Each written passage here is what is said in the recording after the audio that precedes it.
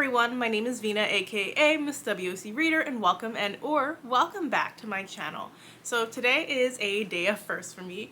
My first time doing a hair color like this. I don't always play around with my hair as often now since I'm in the house a lot more. And I've been really trying to get into trying different styles and stuff because I'm really not the best at doing hair. But I'm trying to have a little bit more fun with it, and I decided that I really wanted to experience more things this year. And so when I saw that Elizabeth Acevedo is coming to Uncle Bobbie's, I decided to take that leap and buy tickets for the event. So Uncle Bobbie's is like it's about an hour away from me. I didn't really feel like driving that way because it's a night event. So I decided to get a hotel in Philadelphia, make it like a 2-day thing, and I can't wait to meet her and hear her talk about her book. I'm gonna try to take you along on the journey. I can't guarantee I'm gonna get a lot of footage, but I know I told some of you guys about it and you were really excited, so I'm gonna try and share what I can from the experience. So stay tuned and keep watching to see what it's all about. I'm just gonna give you a quick walkthrough of my hotel room. I just needed something very basic for a one-night stay.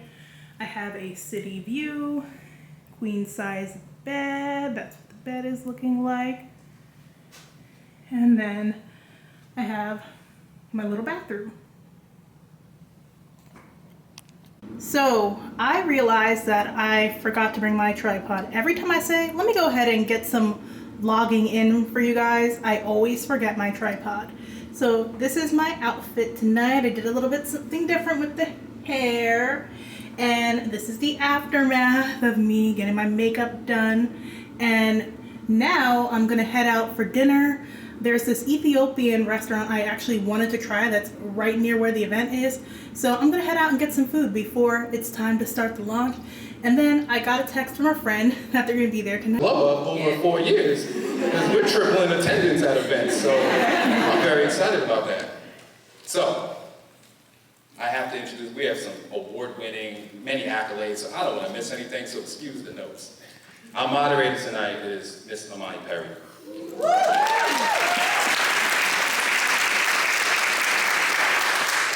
She is the author of South to America, winner of the 2022 National Book Award for Nonfiction. She is the Hughes Rogers Professor of African American Studies at Princeton University, and she is a native of Birmingham, Alabama, which Alabama's having a moment. That may come up tonight, I don't know. Alabama's having a moment. And she lives right outside Philadelphia with her 2 sons. And the woman of the evening, Miss Elizabeth Acevedo, is the New York Times best-selling author of The Poet X. Yes. That book won the National Book Award for Young People's Literature, the Michael L. Prince Award, the Pure Belpré Award, the Carnegie Medal, the Boston Globe Horn Book Award, and the Walter Award. This is one book with awards. She holds a BA in Performing Arts from the George Washington University and an MFA in Creative Writing from the University of Maryland. Acevedo has been a fellow of Cave Cayman and Canto Mundo and a participant of Kalamazoo Writers Workshops. She is a National Poetry Slam champion and resides in Washington, D.C. with her love. So please give the warmest of welcomes to Amani Perry and Elizabeth Acevedo.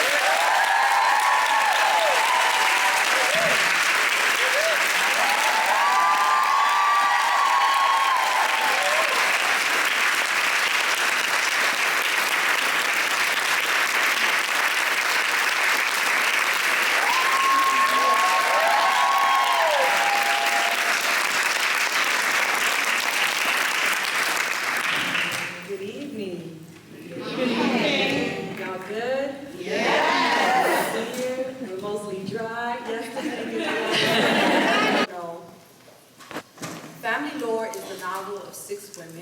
the Marte family. There are 4 elders, one of whom is throwing herself a living wake. And the story is kind of following the 3 days before her wake. And it moves from past to present, back and forth in each one of the 6 women's lives. One of the women is a young one named Yadi. She's one of the next generation. And this chapter I want to read from is from Yadira's point of view, from her perspective, or from her storyline. And I think one of the themes of the novel is how do we learn to love? And what does it mean to use love as a practice, to practice love versus, right, it's a verb, right? And so I think this chapter is a way in to the rest of the book. And was one of the earliest chapters I ever wrote, even though it's halfway through by the time you get there. I know there's some students, I see some people like holding up the book like, sis, share the page. I'm at 19 at the bottom. I'm going to revise while I go along. You pretend that that's what's on the page. If you're someone that's like, auditory is a little tough, maybe I want to see the words. I'm at the bottom of 119 and excited to read you. Yadi was sent to the Dominican Republic a few days after that conversation with the rumpled assistant principal. It was her first time back since moving to New York, and she observed with despondence all the changes that had been made to the new airport wing, the road work, eyes flickering over all the changes that hadn't been made as well, the garbage piled up in the gutters of town, the patchwork tin roofs men volunteered in groups to fix, their own black hands the only thing keeping the poorest people dry during hurricane season. Here in El Campo, it was not the official government, but an ecosystem of county rules and neighborly codependence that met the needs of the community. Mama Silvia's plot of land was guarded by a sentinel of lime trees, the back of the house leading to a wooded area by the river. It was remote. Her family had lived here always, even when Trujillo and his minions combed the countryside for young women to rape and land to confiscate. Mama's family had managed to protect her virtue and the deed from El Jefe. Her husband was required to work it, but it was put in her name after his death. Yadi's first week was spent waking up with the rooster and going to lie outside in the grass watching the sunrise. Mama Silvia would watch from the window, calling out when the sun was high, "Ven pa dentro before you burn. Stop acting like a gringuita from Rabble and Rubble." Although she had been a girl when the Rabble and Rubble Americans had occupied the Dominican Republic the first time, Mama Silvia never talked about the memories of the soldiers with wide smiles and big guns and very little honor, as evidenced by how they terrorized the countryside. All dark-skinned, blue-eyed folks in this area knew exactly how they'd been begotten. But Yadi would let Mama's words mist over her. She'd stay lying there for hours, her nails scratching at the dirt like she was removing dandruff from her mother's scalp, listening to the song "Put It On Me" on her iPod Shuffle. If you did not grow up in the era of Ja Rule, you missed out on one of the best love songs of all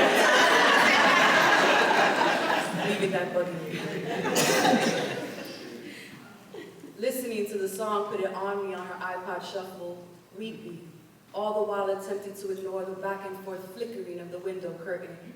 This kind of indulgent teen angst would have had her grandmother shooing at her with a broom to be useful and stop crying over a man, except Aunt was only a boy, and Yadi's heartbreak was so very palpable, as if it had been tenderly folded, packed in her carry-on, and used to shroud her slight form against any hints of breeze. Something had died in her, and as was appropriate, the child was in deep mourning. Mama Silvia still demanded she be useful, but she didn't sigh too loudly when Yadi cried while doing dishes. Sometimes a woman must weep. As long as the oficios were done and the tears were mopped from the tiles, who was Mama to complain? In the relative isolation of El Campo, Yadi had thought she would feel in prison too. There was no computer in the house, no Ethernet cord. Depending on the time of day and the schedule of the powers that be, often there wasn't even reliable electricity. Her cell phone died for good in the middle of her playing a long-running game of Snake. That final connection to the before had put her out, and she found it liberating, in fact. She and Mama rubbed alongside each other in relative quiet. Mama sewing in the early evenings, dresses for the collection of dolls she kept, Yadi threading the needle when it was time to switch colors, changing the TV set when it was time to follow wrestling to a different channel. Mama loved recipe. In order to call the States, Yadi slipped the chamaquito who walked door to door selling limoncillos an extra coin to ensure a calling card accompanied the house's vine of fruit. Even the bathroom was of the old school variety, the kind used in rural townships and poor batalles, an outside toilet. It was clean, and at least it was an actual toilet instead of a latrine, but running water was shoddy in the country, and if the power grid was off, the ability to flush was off too. Despite all her children living in the United States and sending her money, Mama lived the way she had for the last 73 years. No one knew where she put the money, but it was certainly not into modernization. The first fight they had was about Yadi's business in that bathroom. She stood with her body blocking the rickety dink door. Mama, por favor, you don't have to go in there. I promise I'm fine. Muévete. Yadi shifted slightly, but didn't release the door handle. She just couldn't understand what words she needed to say in order to get Mama to leave her shit alone. If Ona was here, she'd know exactly the phrase, "It's fine. I feel fine now. I promise." She tried. It started the second day after she'd arrived. Something hadn't settled well, and she spent the night in the outside bathroom. Mama, convinced Yadi's constitution was no longer resistant to parasite or tapeworms, had become hawk-eyed, following her outside every time she needed a piss or poop. Can I just describe it instead? A last-ditch attempt. Mama Silvia blinked at her, bewildered, as if trying to understand how a child of her blood could even consider it, offering not one, not two, but 3 whole comments in response to a direct command. Yadi moved, and Mama Silvia went inside with her stick to poke at her shit. She came out a moment later, throwing the stick into the grass, muttering under her breath, and Yadi knew that the entire day's menu and list of chores would not be navigated according to her morning excrement. Her shit, the North Star of their days. If her poop was leaky, my mom made her go into town to buy a cut of fresh meat and chicken bones from the butcher. There would be bone broth for dinner. If her poop was bile-colored, my mom made her help shuck red beans for the evening meal. She added oregano to the girl's tea. Coal-colored, small, and hard was the worst verdict. That meant Yadi would be spending the morning in the conuco, pulling up yuca, batata, and chayote. At midday, she'd need to grab a bucket and walk to the river to collect the yautia coquito that grew at the water's edge. It also meant she'd be spending her afternoon in the kitchen peeling, cutting, and stirring the sancocho made from all those ingredients that Mama insisted would provide the fiber, nutrients, artillery her gut needed.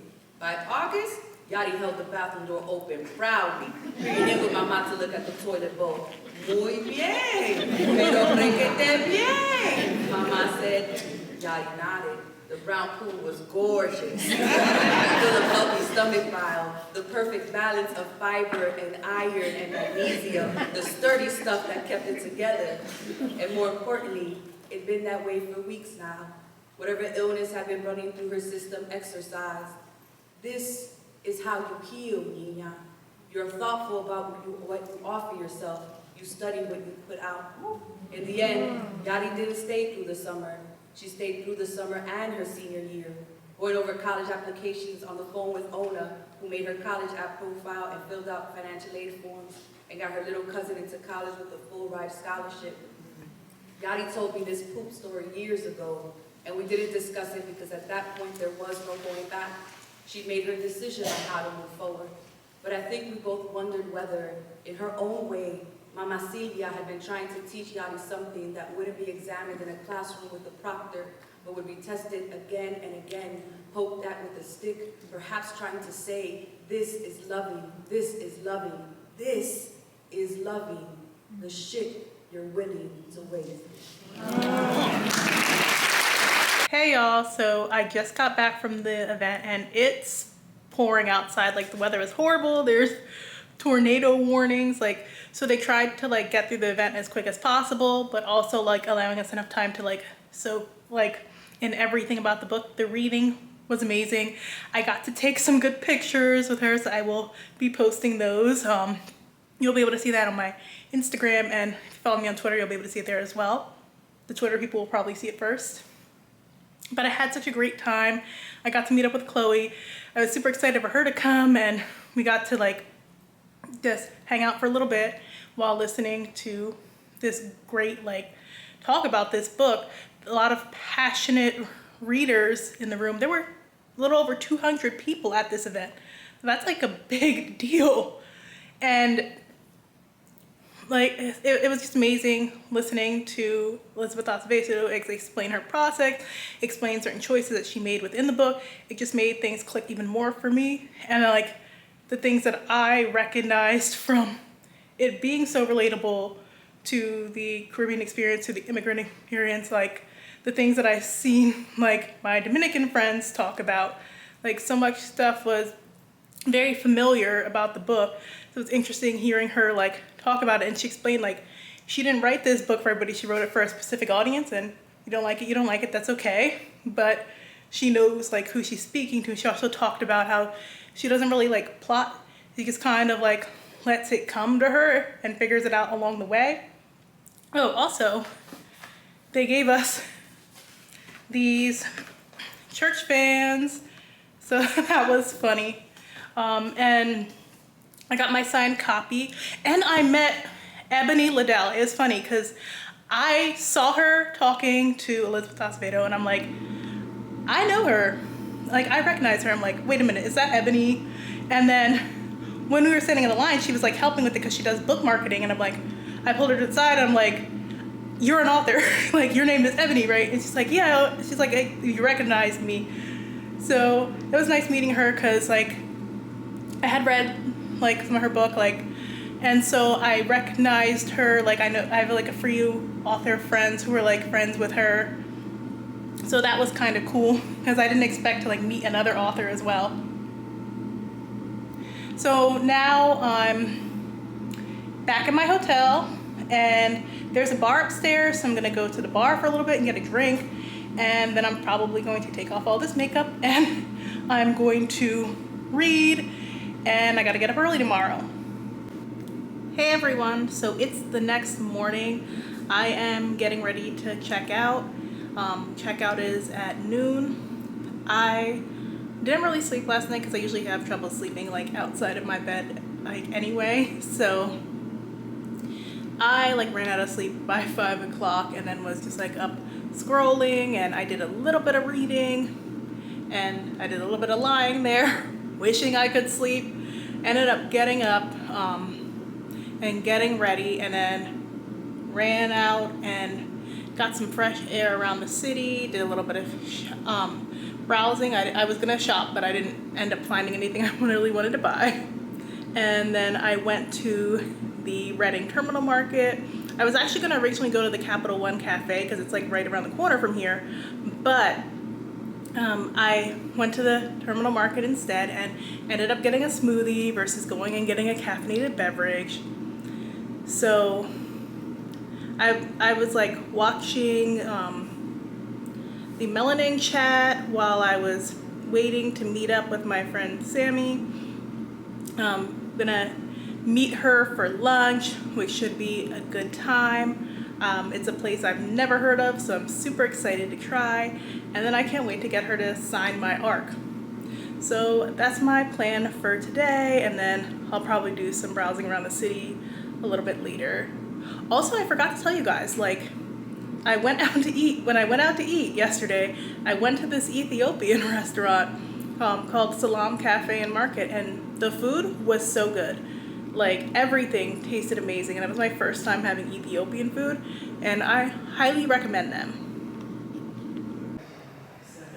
Hey y'all. So I'm actually at the Free Library right now. I met up with Sami earlier and we had lunch, and we just got to hang out and chat, talk about books, authors, book Twitter, drama, and it was really cool to just finally meet her in person. And I got her to sign my ARC. It was like her first official book signing, and then she was telling me about her plans to drop the cover and the pre-order links for her book that's coming up soon. So hopefully by the time this is up, that book will already be available for pre-order, and I'll have it linked in the description box below. But right now I'm at the Free Library and I'm just chilling because I wanted it to be in a public space and just unwind before I have to catch my bus, which I have like another hour. So I'm hanging here for a little bit. Then there's supposed to be a bookstore like right around the corner that Alicia was telling me about. So I'm gonna go ahead and check that out next. And then it's time to head home. Okay, so I am outside Book Corner, which is run by the Free Library of Philadelphia. Alicia has been telling me to stop in this place forever, so I'm gonna go in and check it out. There's supposed to be a lot of great used books in here.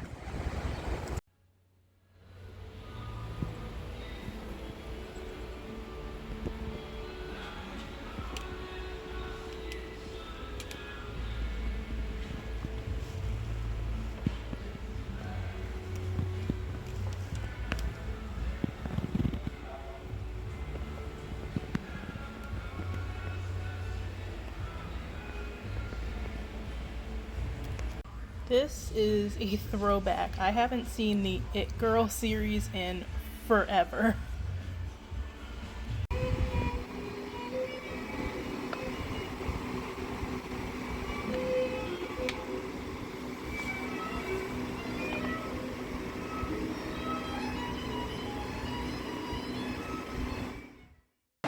So right now I am sitting at the Amtrak station and I'm waiting for my bus to come. It should be here in about 10 minutes or so. Like, I am exhausted. I'm ready to go home. Overall, I had a great time. And if you like this video, make sure to hit that like button. Thanks so much for watching, and I'll see you guys in the next video. Bye.